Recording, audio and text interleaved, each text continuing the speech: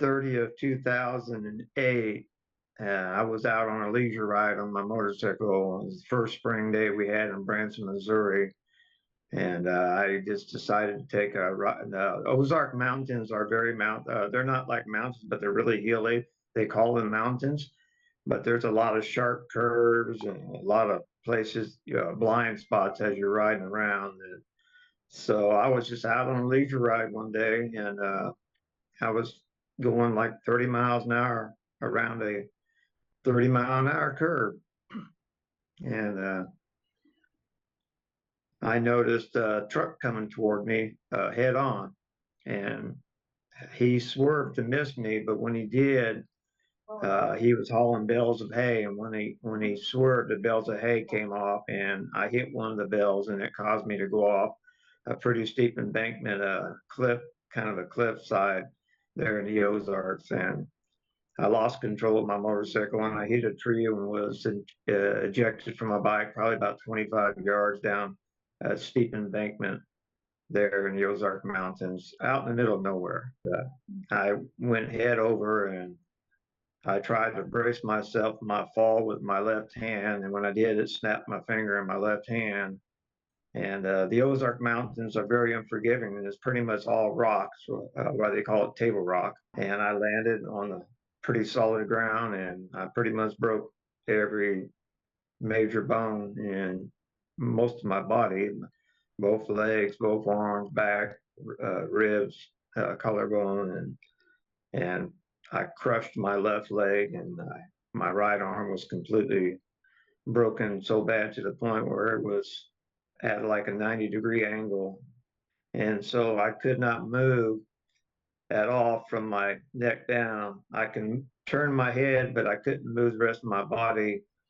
And I knew I was out in the middle of nowhere where I couldn't be found. And I couldn't get my cell phone out to call for help. So I just laid there, and I was bleeding pretty heavily internally, and my body was going into shock. And I knew I just, said a quick prayer and said, okay, Lord, this is my destiny, and I've met it. And I'm ready to go on to heaven, because I'm not going to survive this.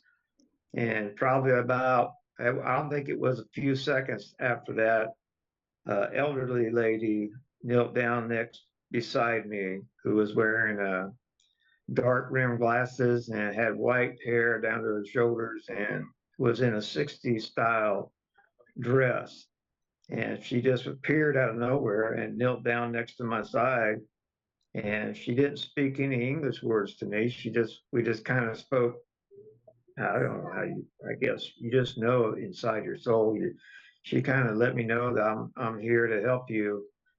And she stayed there for about maybe, maybe no more than 30 seconds. And then there was some gentlemen coming down the side of the hill. And I looked to my right, and I could see these gentlemen coming down the hill. And when they came down the hill, they seen how bad I was, and then she disappeared. So I mean, she was gone, and they called 911, and after that, I was transferred to the hospital. I made it to the hospital about 8 hours later because it's so far out away from a trauma center. So it took them quite a bit of time to find an ambulance who could transfer me to Springfield, Missouri.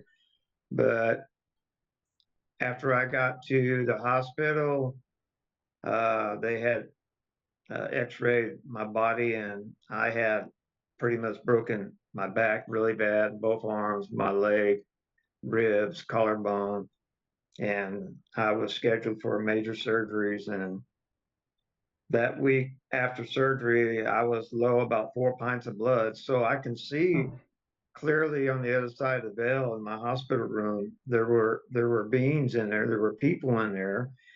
And when I closed my eyes, I couldn't see them, but when I open my eyes, I can see them. I'm not talking about the hospital staff. I'm seeing people who are on the other side. Some people were good, and some people were bad. And the longer I stayed in the hospital, and the months it took me to time to recover, after about 6 months, I started realizing who was that person who knelt down beside me.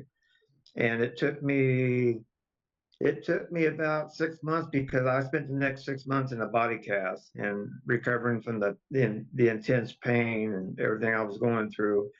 Mhm. But after I thought about it for a while, I thought, well, Lord, who was that lady?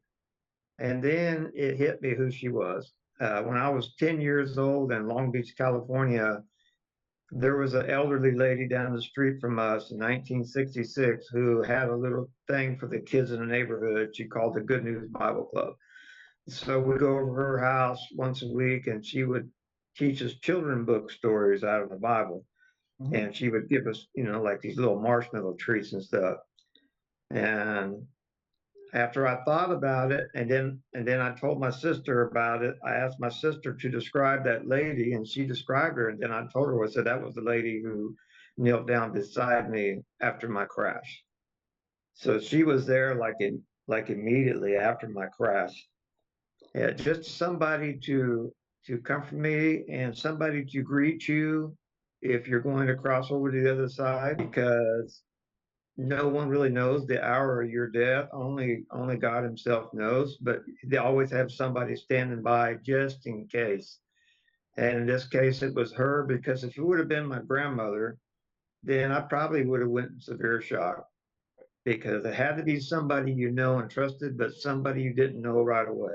So I took it at that, and 14 years goes by, and I'm looking at this picture in my hospital room, and I never noticed this at all. And somebody else on a near-death experience seen the picture, and they said, "Did you see the face that's laying in your that's appearing in your hospital gown on your shoulder?"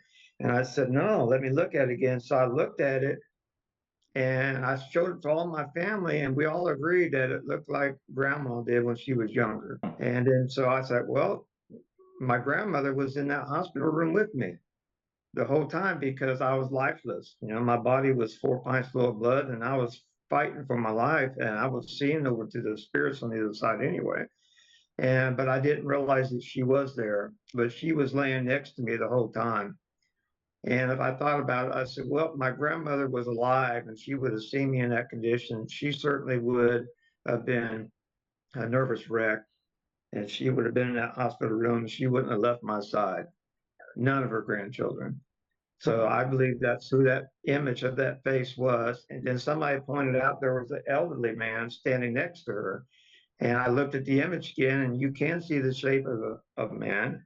So I thought about my granddad, her husband, and he was the type of man who was a very strong man. He didn't have never have a lot of emotions and stuff, but he certainly would have been there next to her, and stayed with her until she thought that she can leave. And then I noticed to the left side of my picture, there appeared to be a young girl, maybe looks like she was 5 years old, and it would have been over my right shoulder.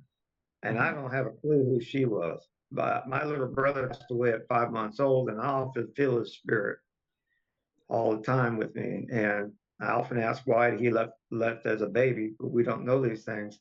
But I have a spiritual gift where I can feel uh, clean spirits and dirty spirits out there. It's just something I was born with. I don't ask for it. It's just something that God gave me, and I have a gift of prophetic dreams where I see things before they happen. Sometimes several things that have happened here recently, with all the things that's going on in the world, I know what's really God has shown me, but I Mhm. don't sell it. I don't preach it. I don't stand on the corner saying you need to know that.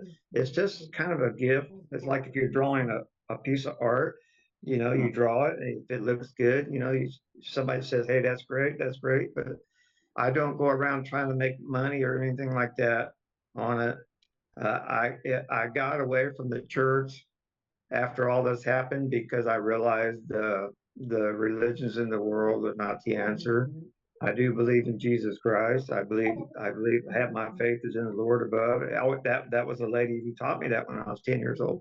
But I don't believe in organized religion, and I don't believe in the 55,000 religions of the world are going to take you anywhere. And I think you have to experience that for yourself until you until you experience what it feels like to be dying or to have died, and then be allowed to come back and share your story.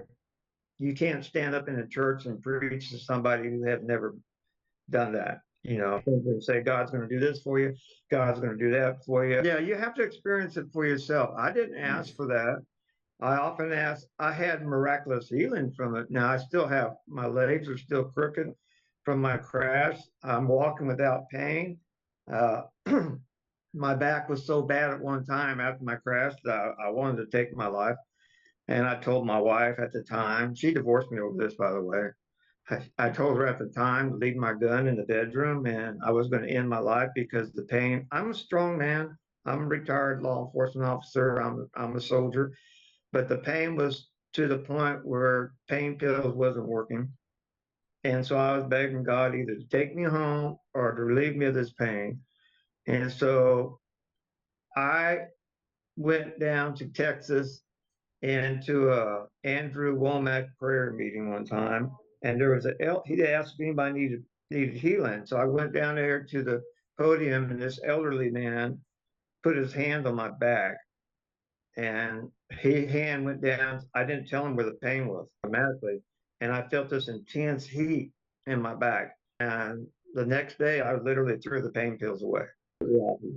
And I went to the doctor, and the doctor took an X-ray, and he said my back had appeared to have healed nicely, was his words. And so, I mean, I still got the scars, and my legs are crooked, but I'm not in pain. I can walk for miles. I don't tempt. I don't try to lift things heavy.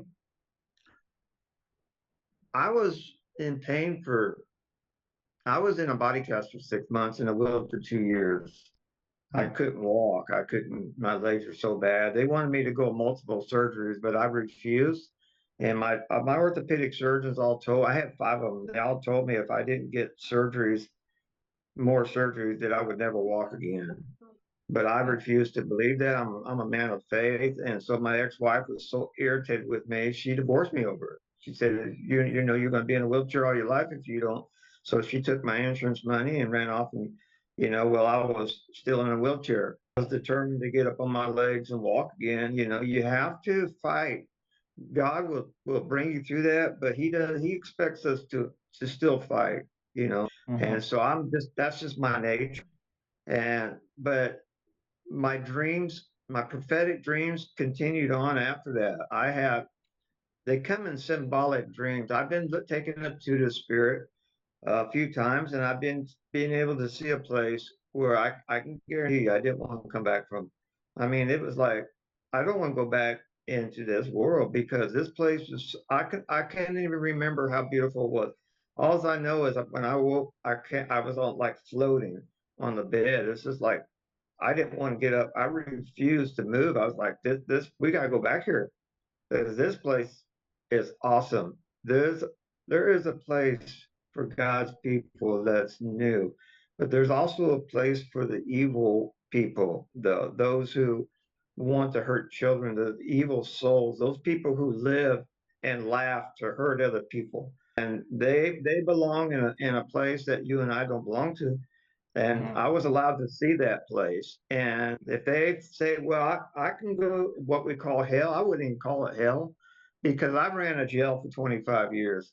And inside that wall, that jail, were several different types of people. There wasn't all evil people. There were some people who were in jail by driving drunk. Or there were some people who did petty thefts. There were some good people who just got caught up. They messed with drugs or whatever. But then there was a place for real evil people, the child molesters, the murderers, the rapists, the gangsters. This place for the drug dealers, these places, they're all behind the bars. They're all behind the jail, but there's a section. So when I was in the hospital, I was seeing these people walking in front of my hospital bed, and they were all white, and they were wearing dingy hospital gowns, and they were looked like they were walking on Mars or something, some background that was very desolate. And I closed my eyes and I couldn't see them. And some people would look at me with real mean faces, and some of them would look at me like, "What are you looking at?" And I was seeing these, and I'm asking God, "Who are these people? Who are these people? They're not really evil."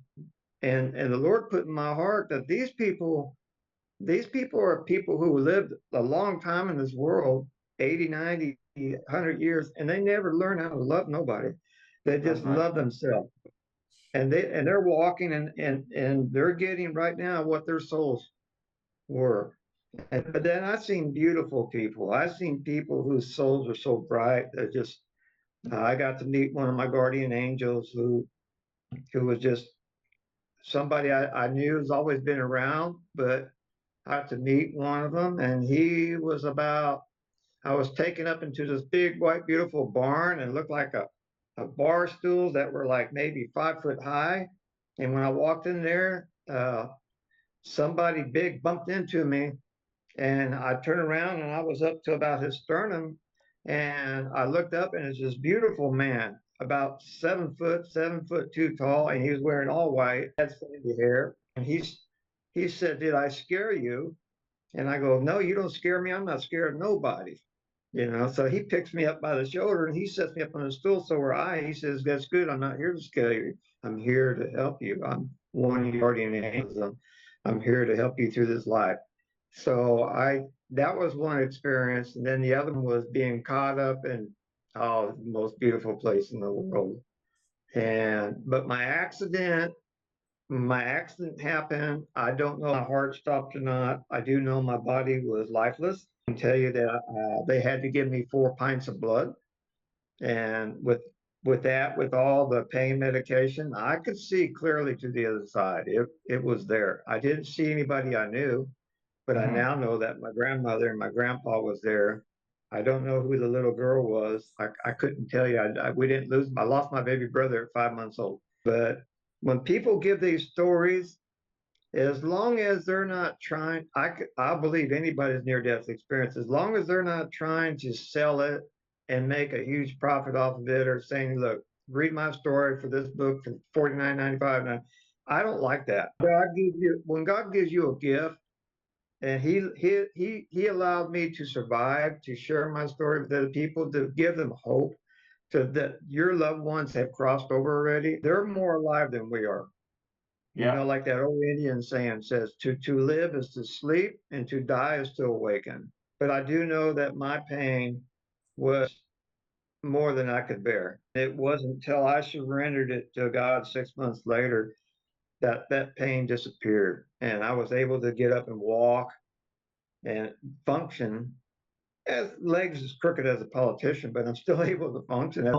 And I'm so thankful for that, because I know that I wouldn't be here if God was done with me, because that other side is where you want to go. And the new earth, and your loved ones are over there, and they're enjoying what we can't enjoy here on this earth because of the ugliness and the darkness that invades this world right now. And the love that people need to learn to love one another, regardless of who you are, and regardless of your skin color or where you're from or whatever. They can't put that judgment on nobody. You have to know that you're here and they're here, and you're all in the same boat together in the world. But this world is invaded by dark souls, for those who that they love, and they want to live a life that's evil, and they want to hurt you, and they want to hurt me, and they want to kill us. But if you just hang on for just a little bit more, the Lord himself is going to cleanse this world of all that. And we got a new world coming, and God left me alive to tell that. I've been there. I've been married 5 times and divorced 4 of them. I've been on the ground begging for God to take my life. I've been poor. I've been hurt. My body from top to head to my toes has been in pain. I'm a diabetic. I'm a type 1 diabetic. I still have to take insulin and all this stuff. But on top of that, God is good, man. He's good. I didn't have with those people. A lot of people, I know people who have. I didn't have one of those white light tunnel things or anything like that. And I didn't see the Lord Jesus Christ. I didn't see nobody except my Sunday school teacher. She's the only one I've seen. But the out of body experience I had was, I was like, somebody came in the room and took me by the hand, and I was like taken up out the window or went somewhere. And all I know is I didn't want to come back. This place was so, I mean, it make Emerald City look ugly. It was so beautiful. Can't describe it. You can't describe it in earthly terms because we don't know these colors. We don't know this sound. We don't know this music. And I've heard other people describe the same thing. One of my best friends in Branson, he's the MC at Rico J at the Hot Hit Motown Hot Hits Theater. He had a similar experience where he overdosed on crack cocaine and all. And when he was in the ambulance, he said he could see himself above the ambulance looking down at his lifeless body. And so a lot of people have that, but I didn't. I was able just to see right across the veil. I was able to see the people who were already over there. I mean, it's like this real thin veil between us and them. You don't go nowhere. There's people who have passed away who don't even know they passed away. They're wandering around. They don't have no.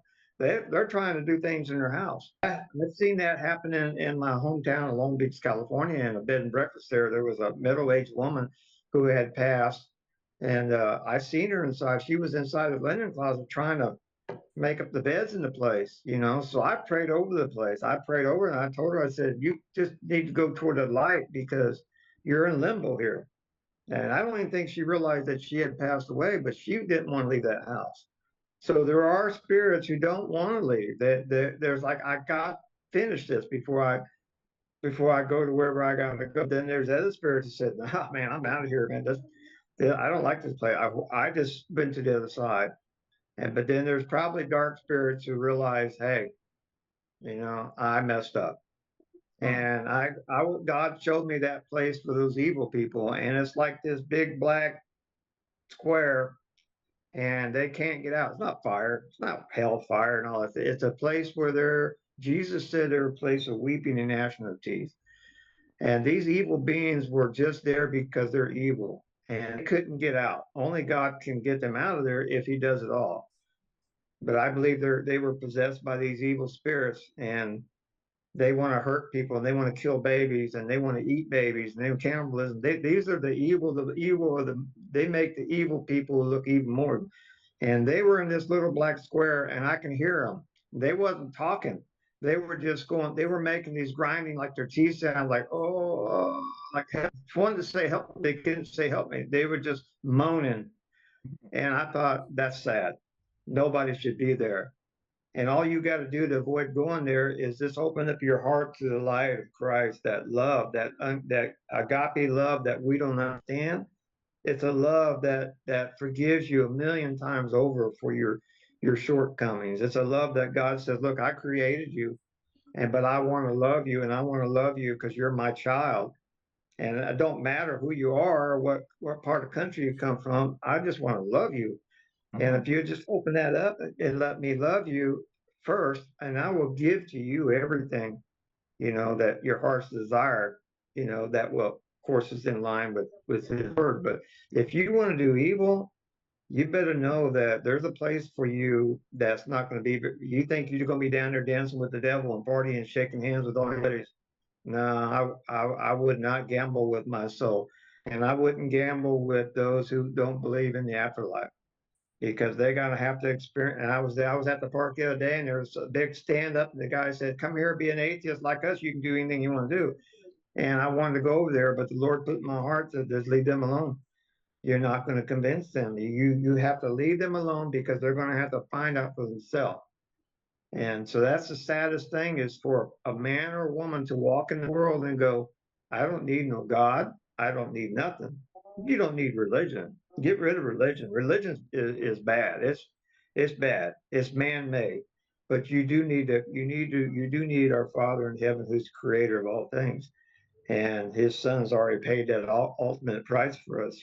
So I would just open up to that and just let God be the one to change your life. He kept me alive after that accident for a reason. I lost my wife.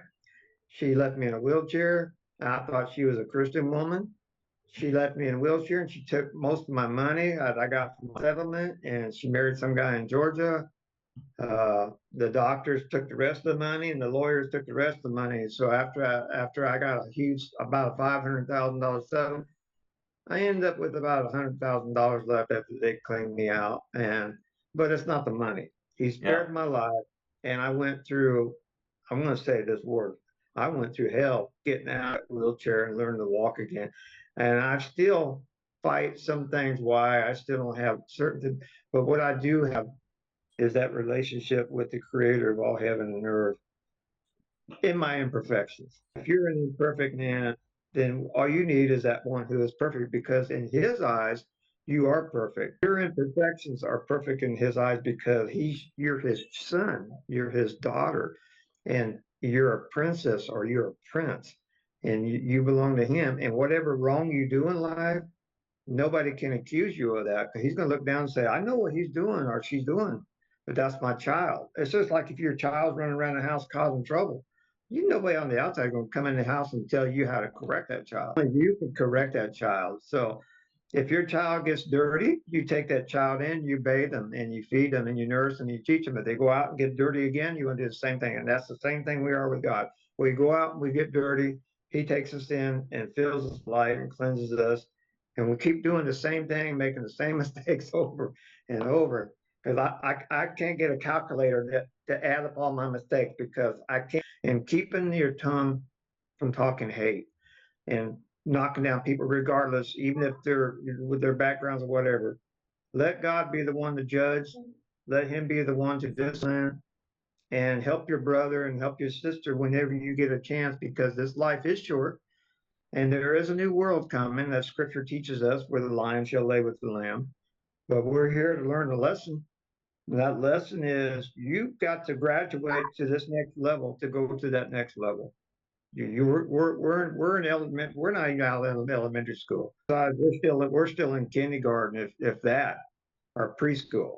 Well, there's my message to people is, look, I'm not in this for any kind of profit. I'm not looking for nobody to send me money. I don't want nobody's money.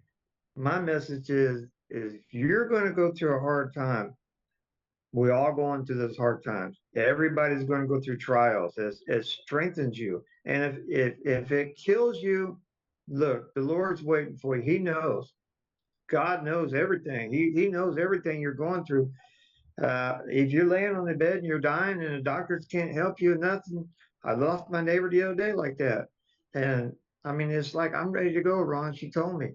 And so look, if you're going to cross over into a world that is beyond what you ever imagined.